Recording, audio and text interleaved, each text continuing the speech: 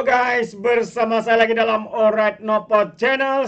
Perkembangan terkini berkaitan dengan konsensi kes pasir MBI di Selangor, sahabat semua. Dan terkini ya dalam satu sidang media, Pesuruhjaya Suruhanjaya Pencegahan Rasuah Malaysia Azam Baki ya membuat satu kenyataan. Ya, mereka sekali lagi menyita sebanyak RM600,000 disita dan dipercayai wang itu dipercayai ada kaitan ya dengan seorang ahli politik yang berpengaruh. Jadi sahabat semua, menarik ya untuk saya bawakan bersama dengan anda satu sesi sidang media ya bersama dengan para wartawan dan juga bersama dengan Azam Baki.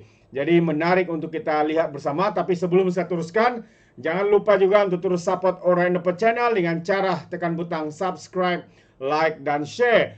Mari kita ikuti dan juga tonton bersama video ini, sahabat-sahabat semua. Okey, pagi ini kita dapat satu lagi penerimaan terhadap satu orang bekas COO of MBI yang sebelum ini pernah kami tangkap, cuma dapat tahan riman 1 hari saja. So pada hari ini dia ditangkap dan oleh SPM lagi sekali atas isu yang lain. Dan permohonan riman telah diperolehi pada hari ini dan Mahkamah Magistrate granted for 7 days riman terhadap orang yang pernah ditangkap minggu lepas. Ingat tak, minggu lepas saya kata ada 2 orang ditangkap, yang seorang tu masih lagi dalam riman, yang semalam saya umumkan selama 5 hari. Okey, hari ini same person. Okey, ada perkembangan terbaru yang mana seperti mana kita telah umumkan semalam, yang telah perempuan tahu ada 6 premises telah digeledah oleh SPM. Dan antara penemuan ada lagi, antara penemuan yang kita dapat ni ialah penyitaan wang sebanyak RM600,000 suspectedly for that politician. Dan kita juga sedang menyemak a few companies, so far 5 companies, kerana dikatakan ada share yang disimpan into that company. Melibatkan a few person yang kita tangkap ni, dan juga melibatkan suspected melibatkan politician berkenaan. Dan we are looking into we are going to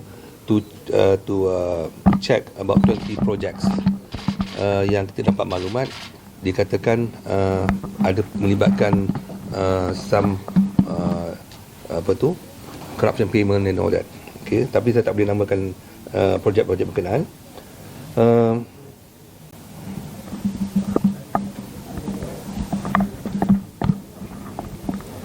Okey, that's it. Jadi buat masa ni itu yang kita boleh umumkan yang untuk update kes MBI ni. Jadi ada soalan tanya bila kita nak panggil ahli politik itu. Again saya katakan tunggu pegawai-pegawai menyiasat saya selesaikan kerja yang mereka dah perlu jalankan untuk mengumpulkan keterangan dan sebagainya, dan saya serahkan kepada mereka sekiranya mereka nak memanggil siapa-siapa jua pun, tak kira ahli politik dan sebagainya, untuk untuk ditemuduga dan menjawab soalan-soalan kami. Okey, itu antara latest update lah berhubung dengan MBI. Ada nak tanya apa lagi? Umur dia? Umur dia ni itu hari tak ada umumkan di Sabah.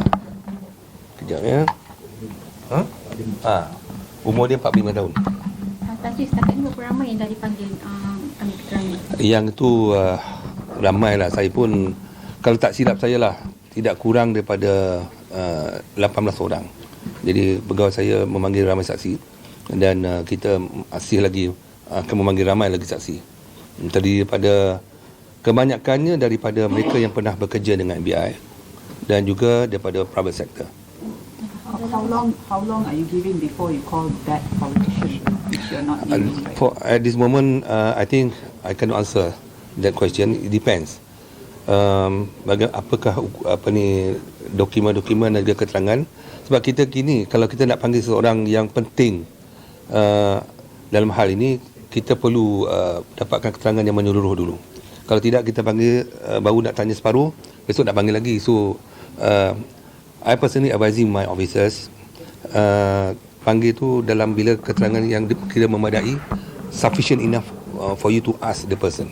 Jadi jangan panggil berpuluh-puluh kali. Nama seorang fed up dengan kami. Okey? Tan Sri ada dakwaan mengatakan ini bermotif politik lagi Tan Sri. Oh, itu dakwaan tu terpulanglah pada sesiapa nak kata. Kami buat kerja tak ada memotifkan apa-apa. Jadi kami buat kerja berdasarkan kepada maklumat dan juga aduan yang diberi pada kami. Saya ingin jelaskan, SPM ni kita ada polisi. Kalau yang datang itu sekadar nak beri maklumat, kita mengatakan, kita labelkan orang ni sebagai informant.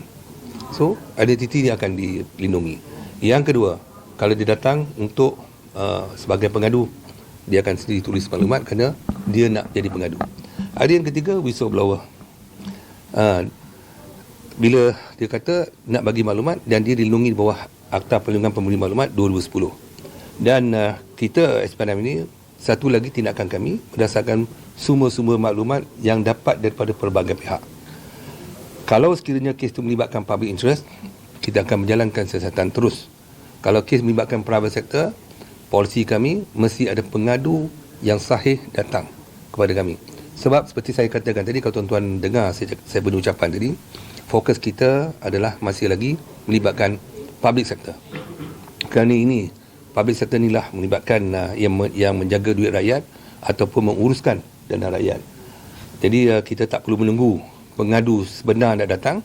Sekiranya pegawai-pegawai saya telah membuat satu verifikasi, kes ni ada sebab yang munasabah untuk dijalankan siasatan, maka kita akan jalankan siasatan. Jadi perkara-perkara yang remeh-remeh mengatakan ini isu politik dan sebagainya, saya terserahlah kepada mana-mana mereka nak sebut tentang hal berkenaan. Saya tak ada komen tentang perkara itu. Pasal 20 projek yang Taufik kata nak ni projek kerajaan negeri ke projek? Sudah tentu melibatkan kerajaan negeri lah. Kalau tidak melibatkan kerajaan negeri, dan none of my concern. Sebab dia tidak akan menjadi rasuah. Kalau sekiranya projek ni kerajaan negeri ke kerajaan persekutuan punya, saya nak terangkan sikit, ada pihak yang mengambil kesempatan untuk mendapat habuan, itu merupakan satu kesalahan rasuah. Tan Sri, dalam utama tu dia dapat dikesan ke? Ya. Ada petunjuk ke menuju ke dalam utama dalam kes ni? Oh, dalam utama yang kita tangkap ni lah. Ini yang ditangkap. Kalau tidak, dia bukan dalang lah. Tan Sri, you've been talking about safe houses. What is the criteria for SPRM to say that is a safe house? I've never said never label that premises as safe houses. They are the one who said it's a safe houses, not us. The term of safe houses only used by the intelligence community. That much I can say. Tan Sri, there are a lot of rumours on social media and blogs are reporting that the individual involved in NBI is former Menteri Besar Azmin Ali. Would you like to comment anything on that? No, I don't want to comment on that because it can be anybody. So let us wait lah. Ya, tunggu lah. Tan Sri, berkenaan MBI ni ada kemungkinan ada tangkapan lain tak?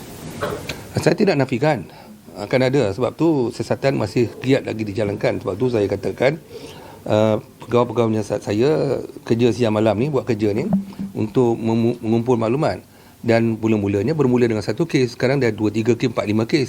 Jadi kemungkinan akan timbul lagi kes. Kalau saya sebutkan tadi, we are going to check 20 project, mana tahu silap-silap setiap satu kes tu akan dibuka satu kertas siasatan yang tersendiri. Tan Sri, boleh kongsikan sikit tak 20 projek tu projek apa antaranya? Projek perumahan Oh ke tu projek saya tak boleh lah. perkapalan ke? Projek ada kepentingan kepada kerajaan negeri lah. Ya. Tan Sri, 600,000 tu di mana Tan Sri dijumpai ni? Kalau tak silap kita Lembah Kelang ni lah. Di premis atau di unit pejabat?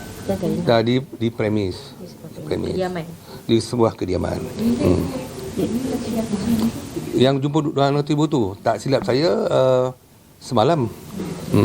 Any other appointed politicians of Selangor besides the one that you are targeting? The one I do not know yet. How many?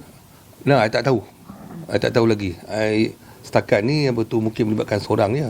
Belum ada lagi timbul nama-nama lain lah. Are the projects currently also involve the current the projects that you looked at? Are they also linked to the current MB? As so far, no. No.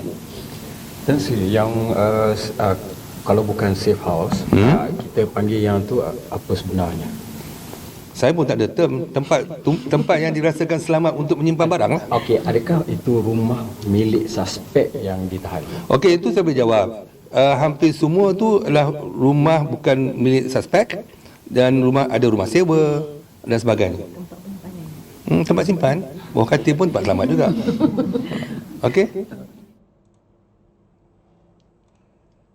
Alright, so itu dia sahabat semua, satu perkembangan yang menarik dan satu perkara yang disahkan oleh Ketua SPRM adalah apabila ditanya adakah pemimpin yang sekarang ini adalah Menteri Besar Selangor yang sekarang ini, jawapan bukan. Jadi ya, ternyata bukan Menteri Besar Selangor ataupun YB Amiruddin, tapi mungkin pemimpin lain sekarang ini berada di pihak pembangkang untuk negeri Selangor.